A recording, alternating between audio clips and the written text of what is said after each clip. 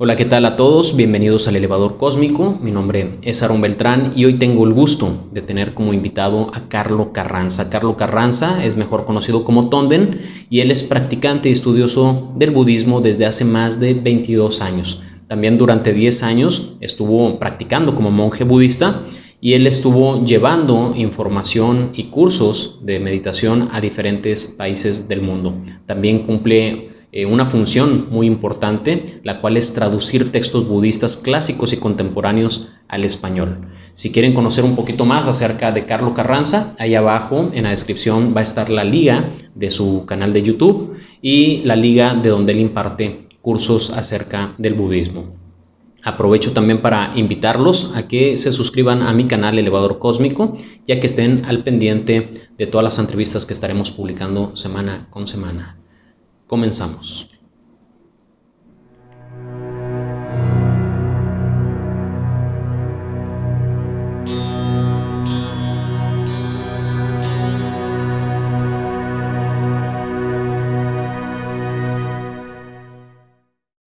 Carlo, bienvenido a mi canal Elevador Cósmico. Para mí es un gusto, un placer tenerte hoy aquí. Y como te comentaba ahorita antes de comenzar la grabación, pues te agradezco que hayas hecho el espacio y el tiempo para compartir hoy parte de tus experiencias y parte de lo que has aprendido pues a lo largo de tu vida y de manera importante de lo que has aprendido pues acerca del budismo.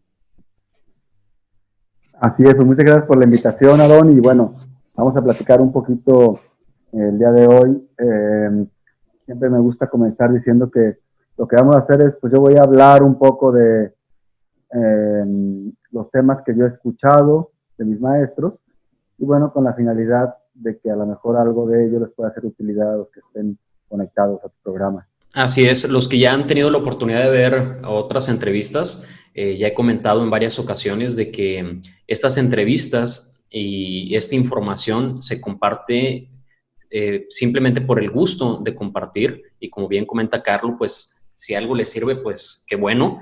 Y no pretendemos imponer alguna verdad absoluta o etcétera. Aquí es simplemente compartir y al final pues yo creo que toda la información nos puede ayudar bastante a todos. Así es. Carlos, me gustaría comenzar preguntándote, me mandaste por ahí la información de que fuiste monje budista hace algún tiempo, que anduviste también en varios monasterios o templos, no sé cómo se le llame. Sí, monasterios. Monasterios. Anduviste en varios monasterios en diferentes partes pues, del mundo, me imagino. Y me gustaría saber, en primer lugar, ¿qué te motivó a irte por ese camino? ¿Qué te motivó a conocer acerca del budismo? ¿Y qué te motivó de manera importante a convertirte en monje? ¿Verdad? Y de ahí, pues, ¿cuál fue tu experiencia? ¿Qué beneficios obtuviste o qué cambios hubo en ti ya al practicar esas técnicas? Pues mira, sí, en cuanto a la motivación, creo que la motivación o la intención en todo lo que hacemos es el motor, es lo que mueve cualquier plan que tengamos o cualquier aspiración que tengamos. Sí, en mi caso, bueno, mi motivación era cuando conocí el Dharma, las enseñanzas del budismo. Mi motivación fue, bueno, poder tener más tiempo para estudiarlas de fondo, para poder practicarlas un poquito más, sobre todo conocerlas, porque desde luego para poder practicar algo, primero tenemos que tener la instrucción, ¿no? O el Claro. entendimiento intelectual que nos conduce después a poder ponerlo en práctica, ese entendimiento intelectual. Entonces, bueno, la vida de monje te da esos beneficios, te da el beneficio de que tienes tiempo para hacerlo, llevas unos votos, que es un estilo de vida sencillo, y bueno, eso facilita el estudio y la práctica del Dharma, de las enseñanzas, y bueno, no es lo único la única manera de practicar, pero sí para algún grupo de individuos que desean ordenarse como monjes o como monjas, pues bueno, está esta opción de hacerlo, y claro, trae consigo otro tipo de retos, ¿no? Como el reto de aprender otro idioma, porque en los monasterios se habla en otro idioma casi siempre, ver cómo vas a costear tu vida de monje o de monja, etcétera. Entonces, sí tiene muchos beneficios, tiene también otros retos consigo, como todo en la vida, ¿no? Y bueno, más que nada la idea, esto lo digo porque la idea romántica de que quiero hacerme monje o monja y desconectarme del mundo no sucede así. La motivación para ordenarse, es llevar una vida más sencilla en la que tengas mayor tiempo y espacio para poder conocer las enseñanzas, para poder asistir a ellas o recibirlas, para poder tener más tiempo para tu práctica personal, ¿no? Esa es la motivación principal. O sea, se podría decir que tu principal motivación, por lo que entiendo, fue el conocimiento. ¿Se podría decir así? Tener tiempo para el conocimiento y la práctica. Y la práctica. Sí. Perfecto. Y ahorita mencionabas tú acerca de los retos de ser un monje, de, pues obviamente de conseguir recursos o alimento, etcétera, para poder vivir. ¿Cómo logran eso? ¿Todo lo hacen dentro de los monasterios o si salen pues a conseguir comida y todo eso? ¿O cómo se trabaja en esos lugares? Depende el tipo de vida que lleves, ¿no? En general, la vida de monje es en comunidad. Entonces vives en un monasterio, o en una comunidad en la cual pues hay un trabajo que se hace entre todos.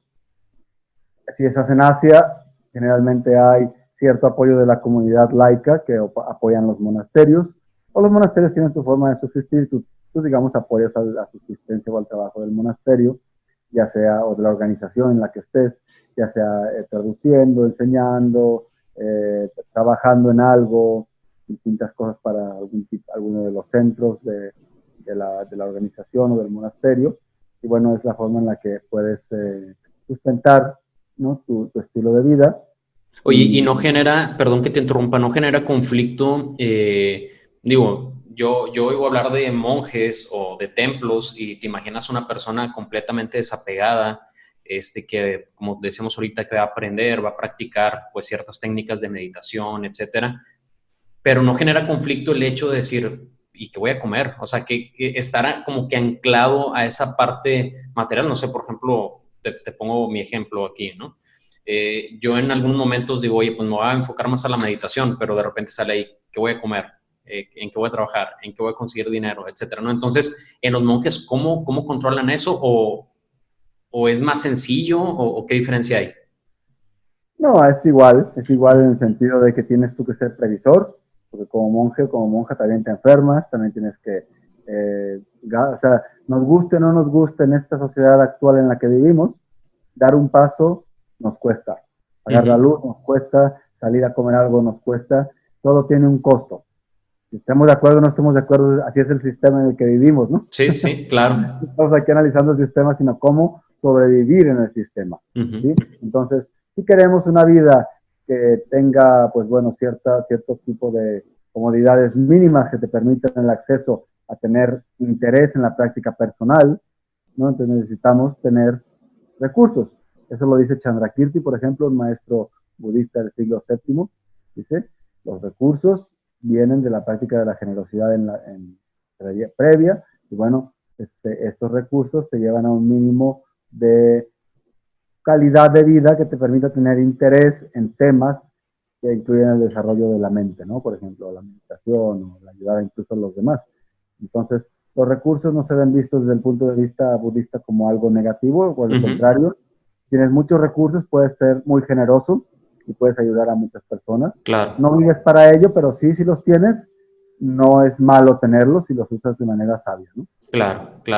Pues como yo creo que este es... Como monjas, ¿Perdón? Pues tenemos, claro, como monjes y monjas, pues los monjes y las monjas tenemos, se llevan, como los individuos llevan una vida pues más sencilla, es decir, no están enfocados en obtener recursos materiales, desde luego, Sí, la finalidad principal, pero sí hacerse responsable de uno mismo es parte de la práctica. Y yo creo que es un buen mensaje para esas personas que se quieren hacer monjes para no hacer nada, porque honestamente he conocido gente así que dice, no, me voy a ir de monje para olvidarme la materia y no trabajar y prefiero dedicarme, pues no sé, a limpiar el piso, pues no, pues, como bien comentas. Esa es una fantasía, claro. Es una fantasía que en realidad que te vas a ir a vivir al Himalaya y a estar en retiro permanente. La mente, generalmente esas personas tu mente no está preparada para ello. No quiero decir que nadie, pero a lo mejor el Dalai Lama mencionaba eso una vez y decía, quizás 2 personas en el mundo pudieran hacerlo, ¿no? A lo mejor. Sí, Porque sí, sí. necesita los recursos externos y los recursos internos son los más importantes para ello. Claro,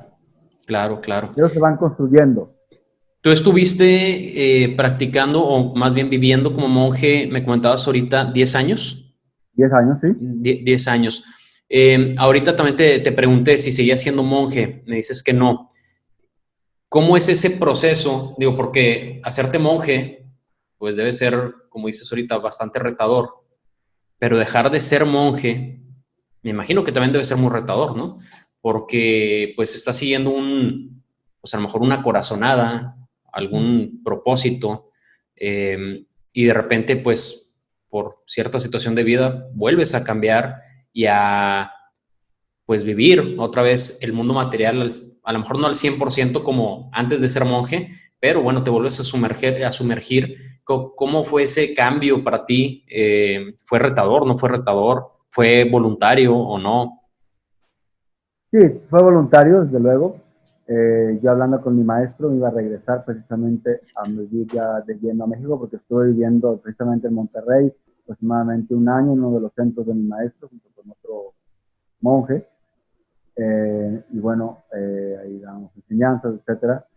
Y ya después me regresé a India, fue cuando le dije a mi maestro que me iba a regresar a México de lleno. Y bueno, fue cuando él me dijo, bueno, es mejor que devuelvas tus hábitos, a lo mejor si vas a entrar a trabajar o a hacer algún otro proyecto. ¿Por qué? Porque, bueno, allá en Asia, en las comunidades budistas, uno como monje es uno más. O sea, uno se pierde entre todos los monjes que hay. Uh-huh. Aquí, cuando llegas, uno de los votos que ser un monje es abandonar la vestimenta de un laico y usar los hábitos de un renunciante, de un monje. Entonces, a donde vas aquí, como no se usa, no hay monjes, ¿no? A donde vas, Como que eres figura pública, es sí, sí, sí. sobresal, Ajá. a diferencia de allá. Allá, pues, eres uno más de los monjes que hay, ¿sí? Uh-huh. Entonces, también, pues, bueno, esta vez es un inconveniente, depende cómo lo tomes, pero podría ser un inconveniente si quiero yo, por ejemplo, entrar a trabajar a algo o otra cosa, pues bueno, sería un poco más complicado. Entonces, Cre- bueno, bajo el consejo de mi maestro, pues fue que devolví los hábitos, los uh-huh. devuelves de una manera correcta, simplemente los regresas, devuelves tus votos de monje y adoptas los votos de un laico. ¿Crees que pueda otro inconveniente ser la parte del ego?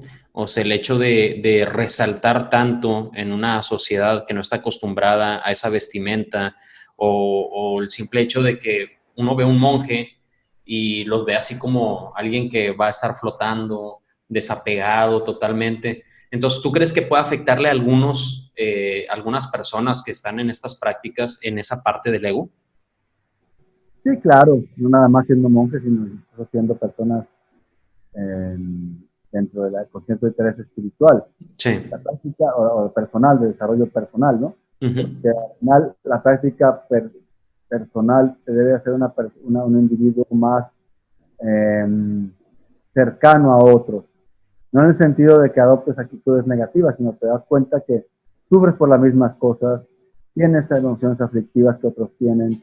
Es decir, te sientes mucho más empático a los demás en vez de Uh-huh. sentirte diferente o por encima.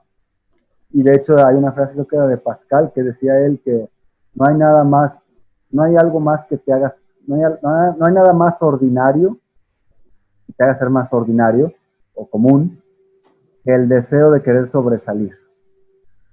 Porque eso es Sí, lo que todo el mundo quiere. Todo el mundo quiere ser diferente, todo el mundo quiere sobresalir a los demás. Bueno, en claro. realidad, la práctica espiritual o el desarrollo del individuo lo que te lleva es a ser una persona pues mucho más cercana a otros, ¿sí?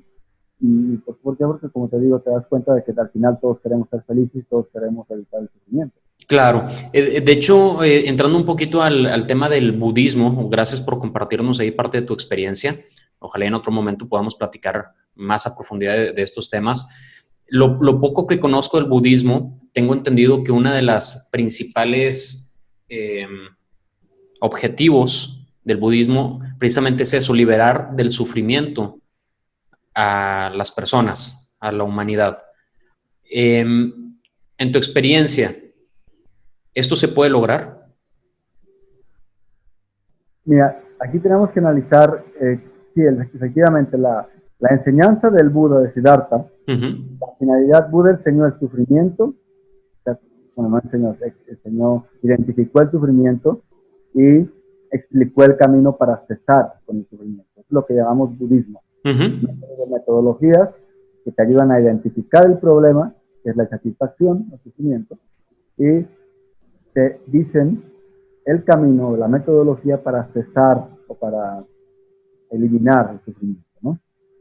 Entonces, en ese sentido el Buda no inventó nada. El Buda nada más, lo que llamamos budismo es una explicación de la observación y la experiencia que tuvo un individuo que se llamaba Siddhartha Gautama. Entonces, él explicó el sufrimiento y sus causas, y explicó cómo cesar con el sufrimiento a través del camino. Y lo que llamamos las famosas 4 nobles verdades. ¿Sí? Ahí el Buda identifica, nos dice, te fijas, es muy interesante, porque una propuesta te debe de decir 4 cosas. Te debe de decir el qué, el por qué, el para qué y el cómo. Y no todas las creencias o filosofías te dicen eso, te dicen el qué, pero no el por qué. Te dicen el para qué, pero no el cómo. Claro, ¿sí? claro. Entonces, es muy importante tener claro qué, por qué, para qué y cómo. ¿Qué nos aqueja o qué nos acontece en estos momentos? La insatisfacción, el sufrimiento. Todos nosotros sufrimos, hemos sufrido o tenemos el potencial para sufrir. ¿A eso se refiere? Sufrir se refiere a sentir insatisfacción. El mero hecho de estar sujetos a la muerte y la impermanencia es insatisfactorio, ¿no? Entonces, el primero, ¿qué nos acontece? La insatisfacción. ¿Por qué? Porque existen ciertas causas. ¿Para qué involucrarte con estas prácticas? Para cesar con el sufrimiento. ¿Cómo? A través del camino. ¿Sí? Entonces, son las famosas 4 nobles verdades del sufrimiento, las causas, la cesación y el camino. ¿Sí? Entonces, las primeras 2 explican nuestra situación actual, el segundo par explica el potencial que tenemos o que podemos desarrollar. Me imagino que en la segunda estaría lo que se le conoce como el karma. Sí, exactamente. En la segunda son 2 causas principales del sufrimiento, que son los kleshas, que es la causa principal. Klesha significa emoción aflictiva, toda la neurosis, emociones aflictivas que tenemos, desde el apego sencillo hasta el enojo, la frustración, etcétera, cualquier tipo de emoción aflictiva. Y debido a las emociones aflictivas llevamos a cabo acciones. Hay acciones buenas, por decirlo así, positivas, acciones negativas, y bueno, karma quiere decir acción. Sí. Hay acciones virtuosas o acciones no virtuosas. Entonces, motivados por estas emociones aflictivas, a veces por apego, somos generosos, y es bueno, ¿no? Está motivado por una aflicción, pero llevamos a cabo una acción positiva que trae como resultado felicidad. A veces por apego, dañamos a alguien, y es una acción negativa y trae como resultado el sufrimiento. O sea, el karma se tomaría en cuenta para cualquier causa y efecto, o sea, independientemente si es positiva, positivo o negativo, ¿no? Que realmente, bueno, hablar de positivo o negativo pues es muy relativo, ¿no? Pero aplica para los dos, porque he escuchado también el término de dharma. ¿Qué diferencia hay entre karma y dharma? Sí, es un término común. No sé si desafortunadamente o afortunadamente, pero hay muchos términos que la gente habla y están muy manoseados, diría yo que es la palabra. Muy manoseados sin saber qué significan. Por ejemplo, uno es meditación. Todo el mundo habla de la meditación. Pon tu mente en blanco. Sí, exactamente. Sí. Es una confusión profunda de la meditación. Sí. No hay una definición clara. O sea, alguien se inventó y puso conjeturas y hablan de meditación. Karma es otra palabra, que está muy manoseada también, sin tener claro. Karma simplemente significa acción en sánscrito. En tibetano se dice le, y de hecho leka es tu actividad, tu acción, tu trabajo. Entonces, le quiere decir acción. Y el principio de causa y efecto, y dentro de este principio de causa y efecto, tenemos tanto acciones positivas como acciones negativas, dependiendo de la motivación detrás, ¿sí? Ahora, la palabra dharma, que la tocaste ahora. Dharma quiere decir enseñanza de transformación. Ese es dharma. Tiene muchos significados, pero ese es digamos, el significado global. Muy bien. Enseñanza de transformación interior. Dentro del Dharma se expone la enseñanza del karma, el principio de causa y efecto. A veces he escuchado que dicen, fíjate qué grande es la confusión, dicen, karma es lo negativo y dharma es lo positivo. Exactamente, así es. Un completo malentendimiento. Ya. ¿No? Como cuando la gente dice, habla del karma y luego termina la enseñanza diciendo, es que cuando te mueres te vas a integrar, dicen, en el cosmos, ¿no? Como que tu mente se integra, tu alma se integra en el cosmos. Entonces es un error porque pues, contradice el karma. O sea, ¿de qué sentido tiene observar la ley, el principio de causa y efecto y evitar lo negativo y cultivar lo positivo? Que al final de todos modos te vas a integrar en el cosmos y ya. Que ahí entraríamos en un tema bastante amplio que sería la reencarnación, me imagino. Sí, claro, el budismo divide las enseñanzas en dos. Las enseñanzas relativas a la realidad convencional, que ahí entran las vidas previas y vidas sucesivas, y la realidad última, que es cómo existen las cosas en realidad, por decirlo así, ¿no? Las dos verdades o las dos realidades, la realidad convencional y la realidad última. Pero bueno, aquí retomando esto, Dharma quiere decir enseñanza de transformación. Está, por ejemplo, el Buda Dharma, las enseñanzas de transformación que dio el Buda, ¿sí? El Hindu Dharma, las enseñanzas del hinduismo, de las enseñanzas hinduistas, por ejemplo. Entonces, en ese sentido podríamos decir Cristo Dharma, podría ser como las enseñanzas de Cristo, una cosa así, ¿no? Pero Dharma quiere decir enseñanza de transformación. O sea que tendríamos el Dharma como enseñanza y el karma como aplicar lo que se aprende, o no necesariamente. El karma está dentro del Dharma. Es una enseñanza que se explica dentro de las enseñanzas globales de todo el Dharma. Muy bien.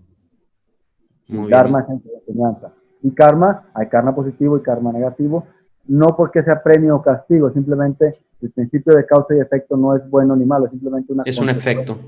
Sí. Claro. Ahorita mencionaste algo que es una información que por mucho tiempo la he traído muy presente, que es la ley de la impermanencia.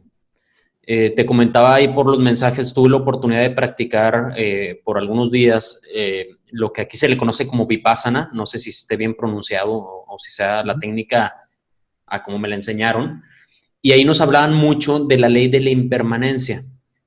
Nos decían que todo desaparece en algún momento, tanto lo bueno como lo malo, lo bonito como lo feo, lo positivo como lo negativo, ¿no? Entonces, ¿qué nos podrías tú explicar acerca de esta ley para profundizar más?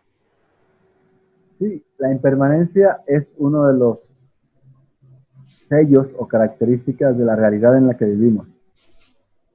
¿Sí?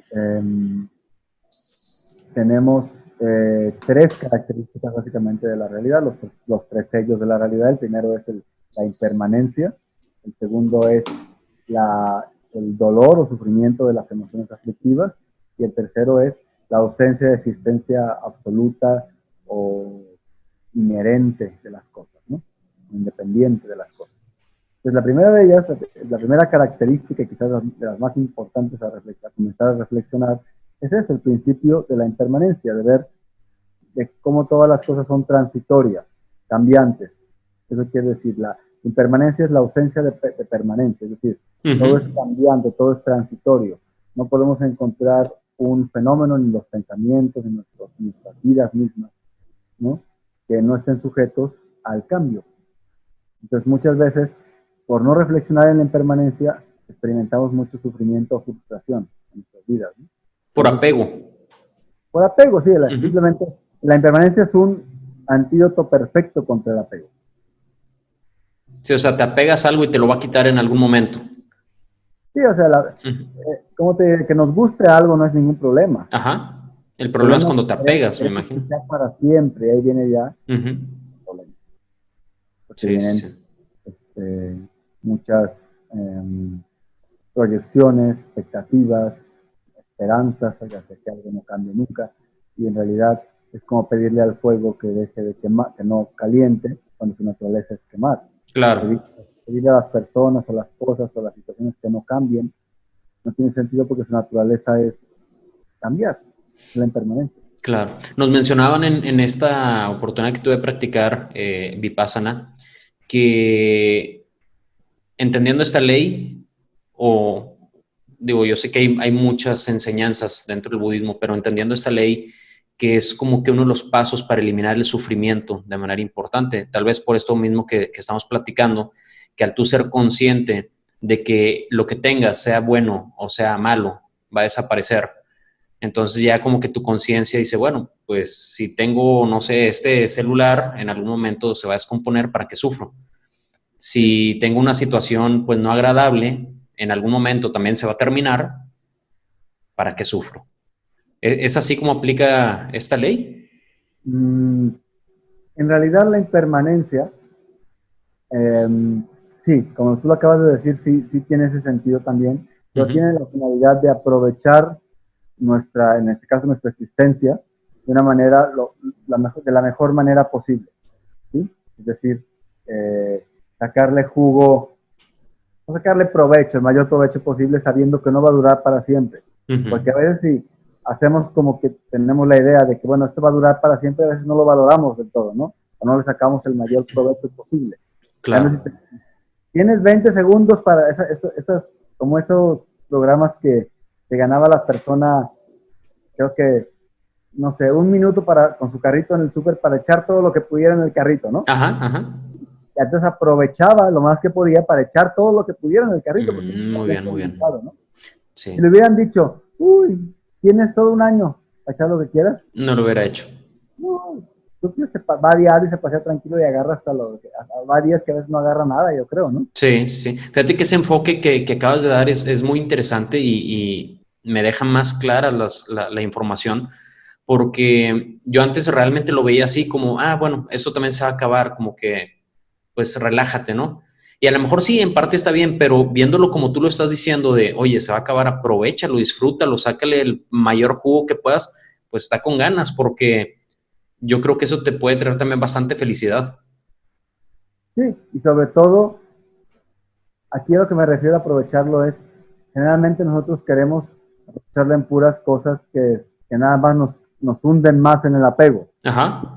La gente, cuando le avisan a la gente de que le quedan 2 semanas de vida y se pone a hacer estupideces que saturar las tarjetas y a Sí, robar sí, no sé sí. qué, y Sí, a sí. estafar, en vez de utilizarlo en algo que dices tú, bueno, cuando me muera, ¿qué es lo que se va a ir conmigo? Lo que va a ir conmigo va a ser las impresiones mentales positivas que haya dejado yo en mí.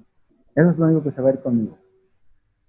O al menos voy a morir más tranquilo, tengo impresiones mentales virtuosas o positivas, ¿no? ¿Qué serían esas impresiones mentales? ¿O a qué le llamas impresiones mentales positivas? Karma, es toda acción, Ujú. todo lo que decimos, hacemos y pensamos, Ok.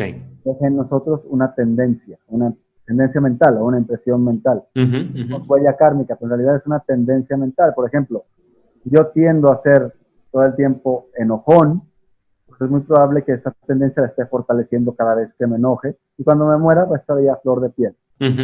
¿Sí? Frustración, igual, yo tiendo a ser paciente o compasivo, pero eso estoy dejando en mi mente.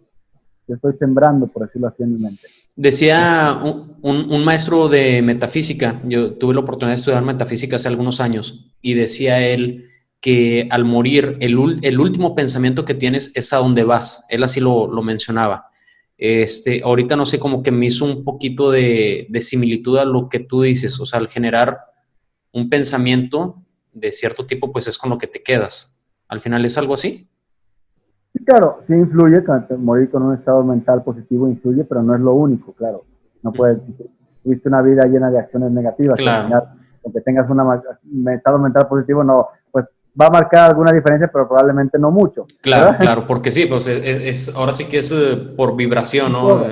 Sí, sí, sí. Eso son una serie de causas y condiciones, muchas, muy interconectadas, ¿no? Nada Ujú. más es una o dos al final, pero sí, sí ayuda a tener un estado mental positivo en el momento de la muerte, desde luego sí es de beneficio. Es mejor Obviamente que prolongarlo, como tú comentas, pues a que se siga fortaleciendo esa impresión, como le llamas, uh-huh. esa impresión mental.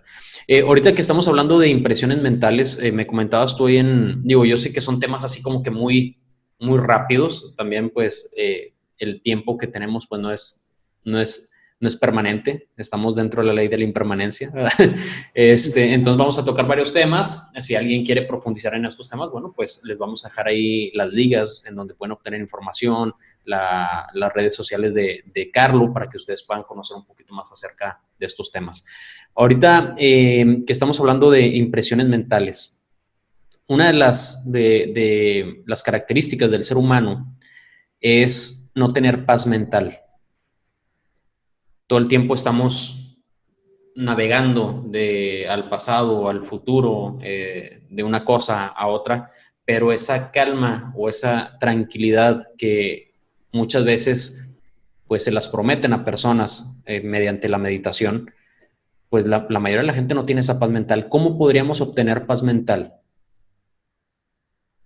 Bueno, aquí es importante saber que la paz mental es el resultado de, como decíamos hace rato, de varias causas y condiciones, ¿no? No es como que se logre de un día para otro. Hay días que tenemos más paz mental que otros días, pero bueno, luego tiene que comenzar por algo, ¿verdad?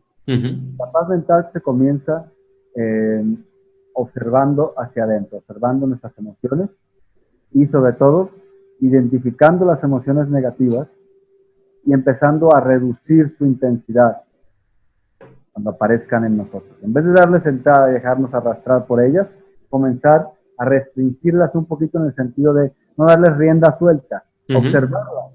Generalmente nos reaccionamos en automático y nos controlan las emociones negativas.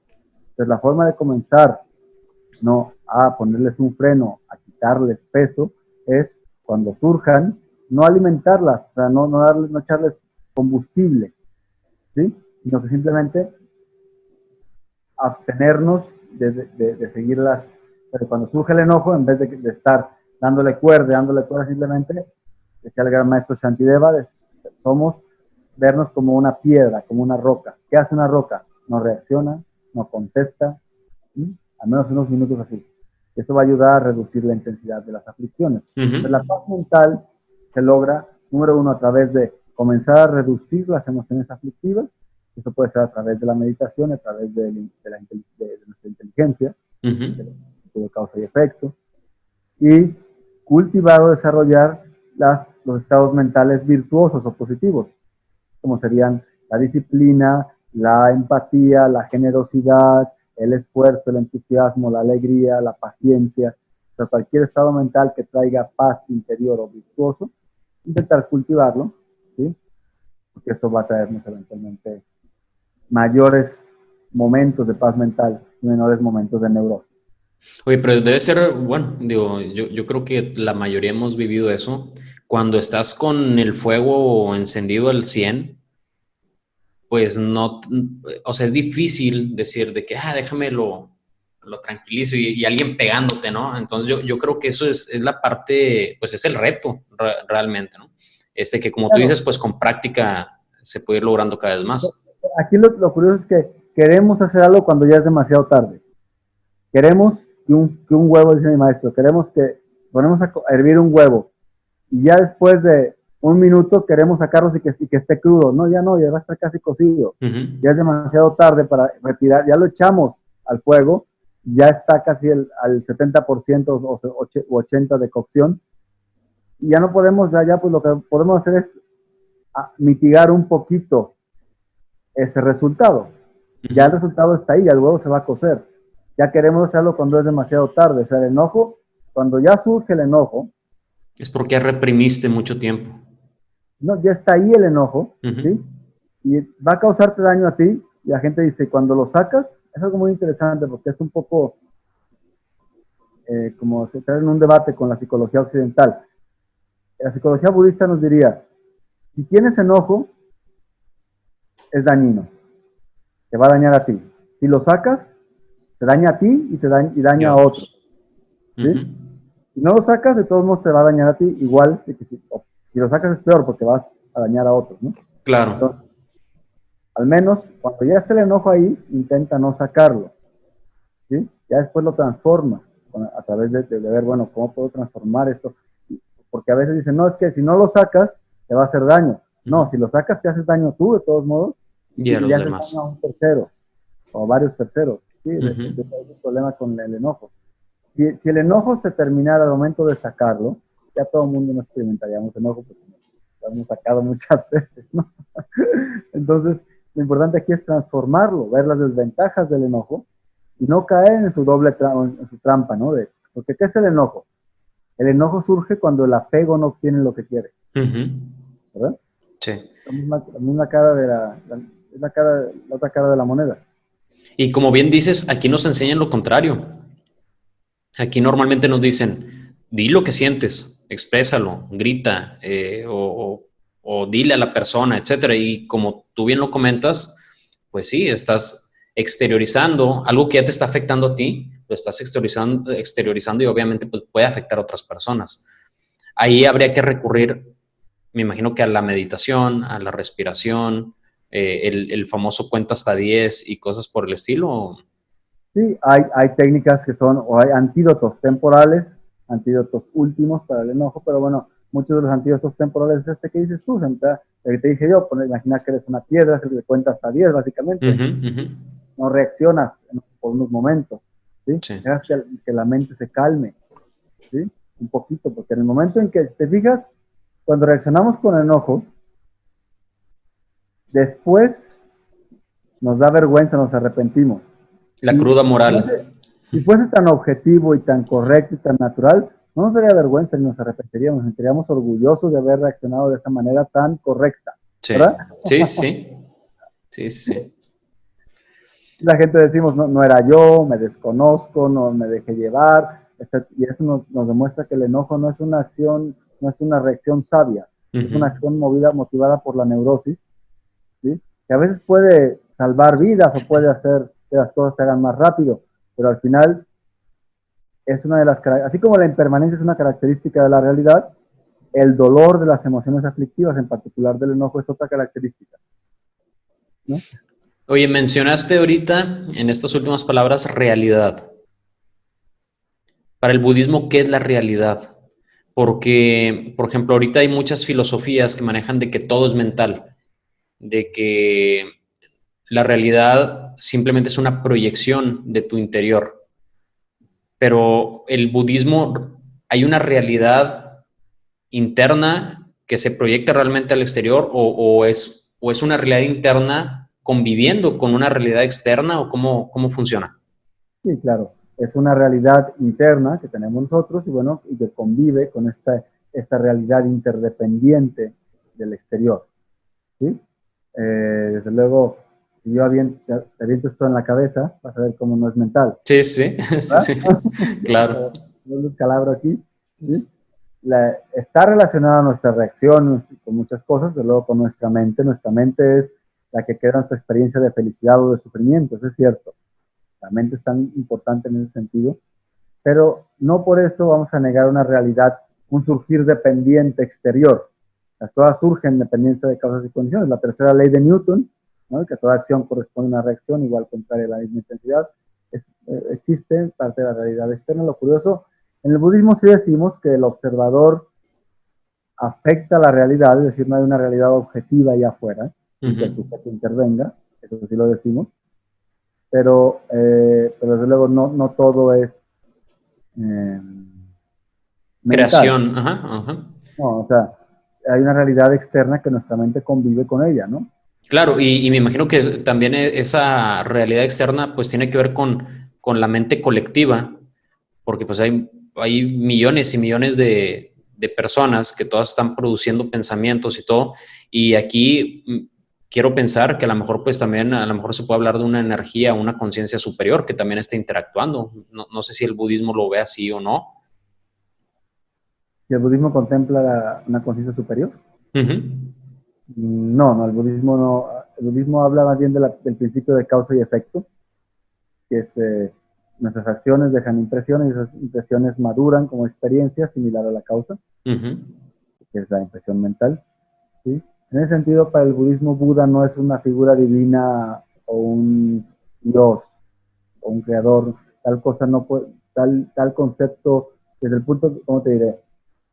Desde el punto de vista budista, está como las tradiciones teístas, que son monoteístas o politeístas, y las tradiciones no teístas, como el jainismo o el budismo, que habla más bien del principio de causa y efecto, más que de un creador o varios creadores, ¿no? Una mente como un ser celestial o creador. En ese sentido, el budismo, a veces nos dicen que somos ateos, pero porque hablamos también del principio de causa y efecto, pero no quiere decir que no creamos, que no creemos en el potencial infinito de los seres, que tenemos todos los seres a alcanzar el despertar o la iluminación, pero se explica a través del principio de causa y efecto, ¿sí? Vamos creando las causas, condiciones para alcanzar ese estado de despertar o de deidad o de iluminación. ¿Sí? Y en el caso de la creación material, hablando, vaya, no creación material del cuerpo, sino creación material, por ejemplo, los planetas, los elementos, etcétera. Obviamente, pues todo viene de una secuencia de causas y de efectos, pero ¿cuál sería el inicio para el budismo? ¿Es así como lo ve la ciencia, un Big Bang o algo así? ¿O cómo? Sí, muy buena pregunta. Sí, el Big Bang puede ser el inicio de este universo, pero no es el inicio de las cosas. Porque para el budismo no hay inicio de las cosas, no hay un principio de nada, ni de la conciencia, ni de la mente, ni de la materia, sino simplemente es una constante transformación de algo que siempre ha existido.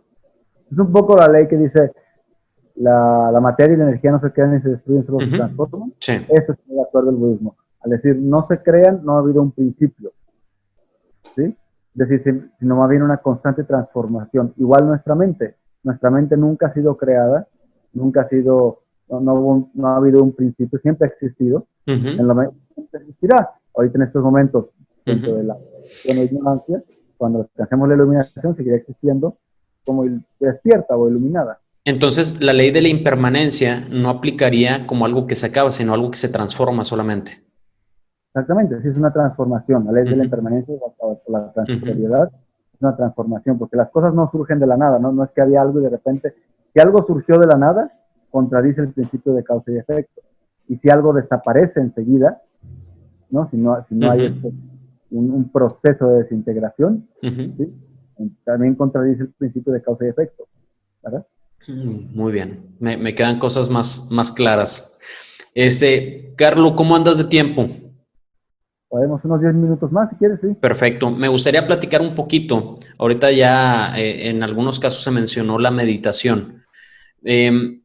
¿Nos podrías platicar un poquito más acerca de la meditación? Yo he tenido la oportunidad de estudiar un poco acerca del yoga. Y hay algo que se le conoce como los 8 peldaños del yoga o ramas del yoga. Le dan diferentes nombres, ¿no? Que son los peldaños de Patanjali o las 8 ramas de Patanjali, ¿no? Y ahí se menciona la meditación y otros estados de conciencia. En el budismo también existen otros estados de conciencia, por ejemplo, acá, no recuerdo mucho, pero está la meditación y luego está lo que se le podría llamar como la integración y luego algo que se le podría llamar también como la fusión. ¿También existen en el budismo esos estados o cómo lo ven? Pues mira, resumiéndolo de forma un poco quizás más sencilla, el budismo hablamos de 2 tipos de meditación. Todas las técnicas que hay entran en 2 tipos. Las técnicas para generar concentración o atención, las técnicas para generar introspección o un cambio en nuestra percepción habitual. La palabra meditación, de hecho al igual que en el hinduismo, en el yoga, se dice bhavana. Bhavana quiere decir cultivo.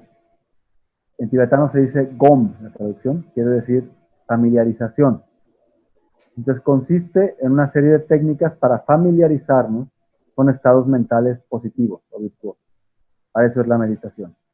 Una serie de técnicas claras con pasos de cómo poder nosotros familiarizarnos con estados mentales positivos. En el primer caso, que nos conduzcan a una concentración unipuntual o en un solo punto. En el segundo caso, que nos conduzcan a una introspección para ver cómo existimos nosotros y cómo existe la realidad.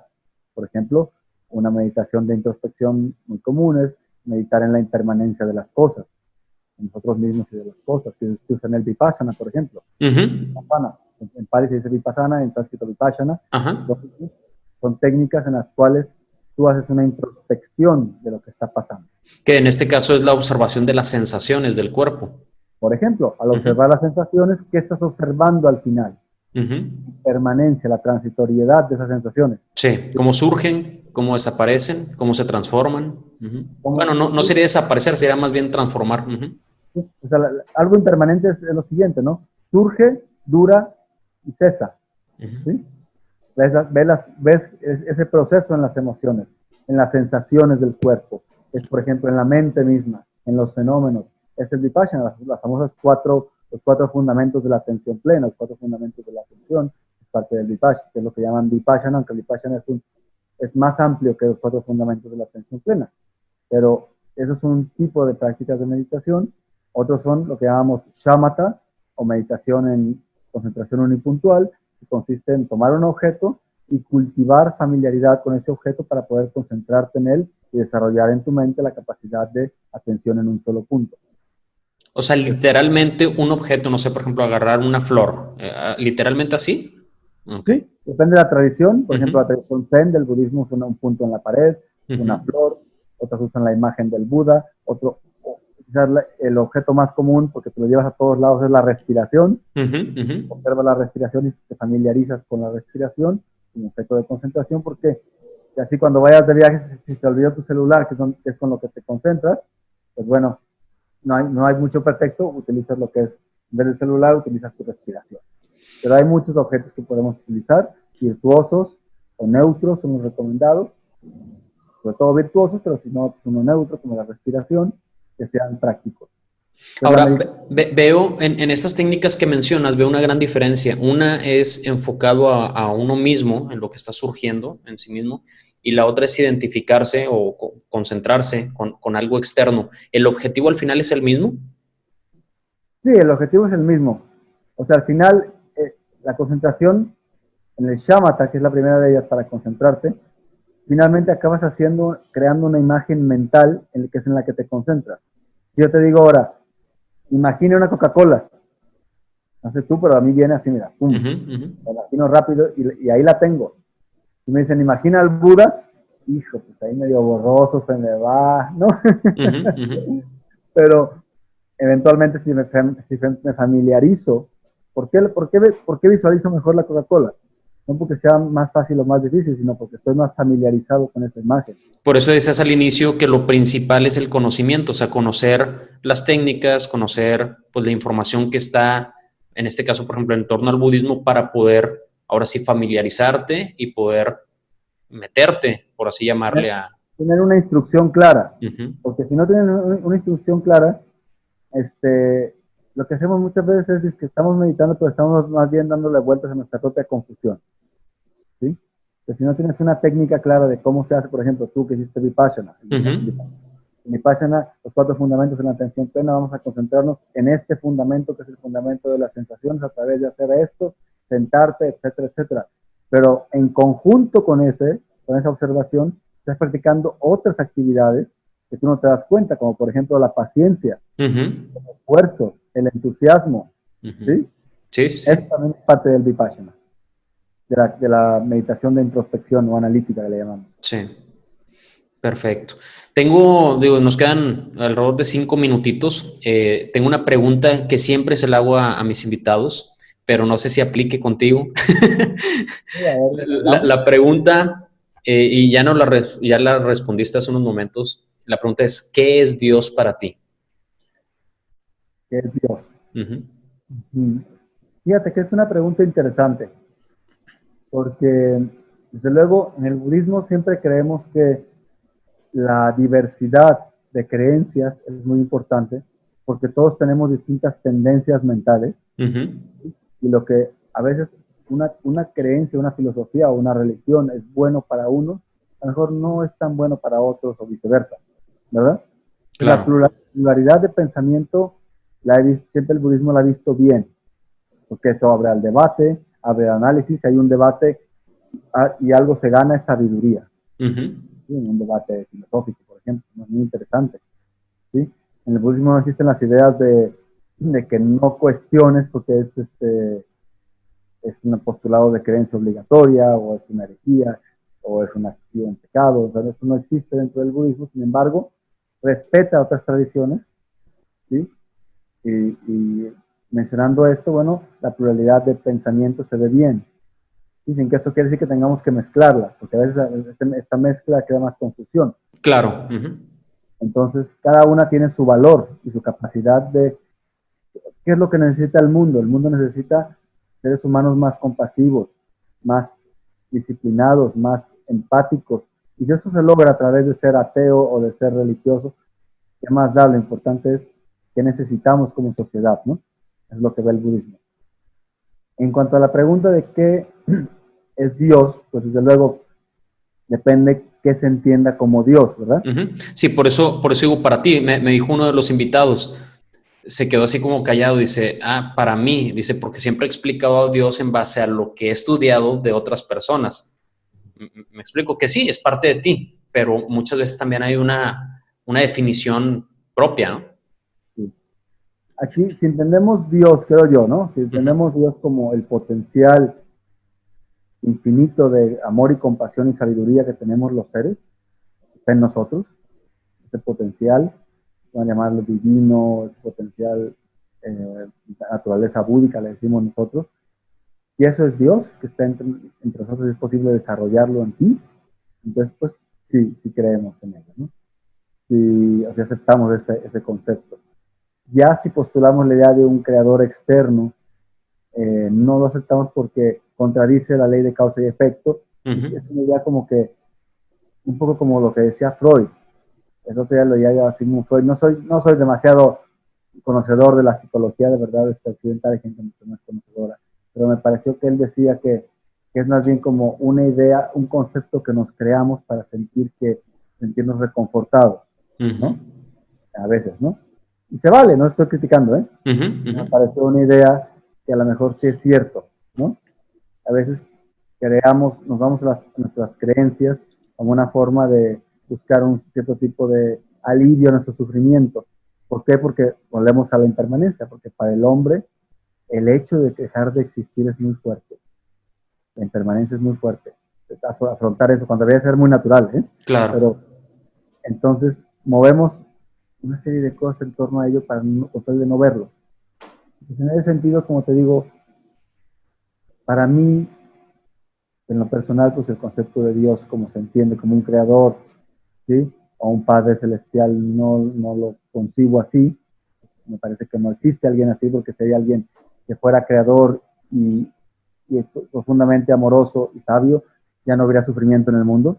El Buda nos dijo, si por mí fuera, ya no existiría el samsara, es decir, el ciclo de existencia del sufrimiento. Pero estamos los seres regidos por el principio de causa y efecto. Y tenemos que experimentar el resultado de nuestras acciones. Nadie puede aprender por nosotros, ¿sí? O meditar por nosotros. Sí nos pueden ayudar. Claro. ¿Cómo se ayudan los seres? A través de mostrarles el camino. Sí. Elimina la confusión y la ignorancia, ¿sí? Entonces, eso creo que es lo más importante, ¿no? Ver cómo como individuos, independientemente si creemos en Dios o no creemos en Dios, o en algo o en nada, ver cómo podemos lograr una cierta, pues, cierta estabilidad. Es más, ayudar a los demás lo más que podamos y si no, al menos no dañar. Claro. Carlos, surgió otra pregunta, pero... Dime. Sí. Perfecto, gracias. ¿Qué papel juegan los maestros?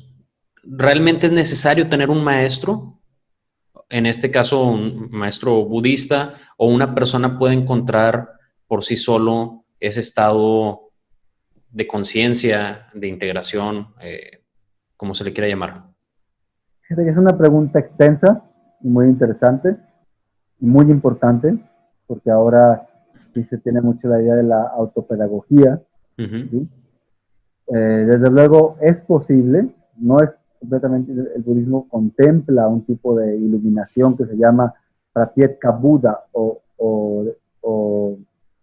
le llamamos Sangye-bin, realizador solitario, ¿sí? Pero que sin necesariamente sin un maestro obtiene el logro, pero es muy raro, muy raro, porque tiene que, desde el punto de vista budista, de vidas previas, tiene instrucciones de maestro. Pero es muy raro. La mayoría de los seres, por decirlo así, si para cualquier actividad ordinaria como abrocharnos las cintas, las agujetas de los zapatos, necesitamos a alguien que nos lo enseñe, Uh-huh. algo tan sencillo como eso, ¿sí?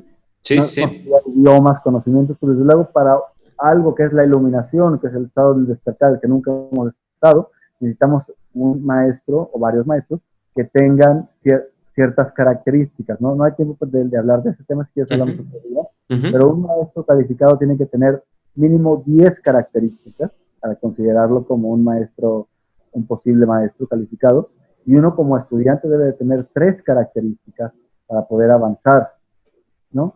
Pero sí, en resumen, bueno, para resumir, contestar la pregunta, sí, la Sí, es figura de necesario. los maestros es muy importante y Uh-huh. sobre todo eh, ver de quién recibimos enseñanzas es muy importante porque estamos poniendo nuestra paz mental, lo más valioso que tenemos, que es nuestra paz mental, en manos de las instrucciones de alguien más, ¿sí? Claro. Necesitamos a alguien que sepa de lo que está hablando y que nos vaya a conducir por un camino de un resultado, ¿no? Que no nos haga nada más perder el tiempo, es importante Sí. eso. Es un tema muy interesante. Ojalá en otro momento tengamos la oportunidad de coincidir para platicar de eso, porque ahorita todos necesitamos un maestro en cualquier área de la vida. Todos estamos en busca de enseñanza, de un mentor o como se le quiera llamar, ¿verdad? Entonces, como tú bien dices, pues de perdido saber las características de un buen maestro, un maestro verdadero, para, como tú comentas, no perder el tiempo. Y sobre todo, porque las características que creemos que tiene un maestro no son características de un maestro. El carisma no es característica de un maestro importante. Uh-huh. Puede tenerlo, junto con otras, pero Uh-huh. no es Uh-huh. una de las características, por ejemplo, ¿no? ¿Sí? Sí. Y Las eso personas, mueve mucho ahorita en la actualidad. sí. Uh-huh. El maestro debe de tener, desde luego, la habilidad de presentar la enseñanza de una manera que el alumno la entienda. Pero eso no Claro. quiere decir que el carisma por sí solo sea lo único que necesita, ¿no? Uh-huh. Entonces, Sí. muchas veces el maestro que tiene que hacer, un buen maestro, ¿qué es lo que te hace? Es confrontar y reducir tus emociones aflictivas porque es lo que te causa sufrimiento, no aumentar tu ego. Uh-huh. Entonces, un maestro, nosotros, ¿cuál es nuestro mayor problema? Nuestro aferramiento al ego. Como no podemos solos, tenemos que contratar a un sicario que nos ayude a matarlo, Sí. ¿verdad? Sí, Como no sí. podemos solos, tenemos que Uh-huh. contratar a un Sí. sicario. Uh-huh. Ese sicario que nos ayuda a matar a nuestro ego es nuestro maestro. Pero desde luego tenemos que contratar al mejor de los sicarios, porque si no, contratamos a alguien Que lo que hace no más grande, que le da más vida. le da más vida o Uh-huh. incluso ni siquiera lo mata y nada más, ¿cómo decimos? Te marea, ¿no? Sí, sí, sí. Pues qué interesante, qué interesante. Yo creo que toda esta información que Carlo, también conocido como Lobsang Tonden, ¿así se pronuncia? Sí, la usan también, sí. Carlos está ahí, Este, más corto. Carlo Carranza. ¿Ok? Este, toda esta información que nos está dando, así como una lluvia de ideas, pues si nos metemos a profundizar un poquito, podemos, yo creo que profundizar bastante, ¿verdad? Con estas poquitas chispitas que tuvimos, podemos abarcar mucho, mucho, mucho.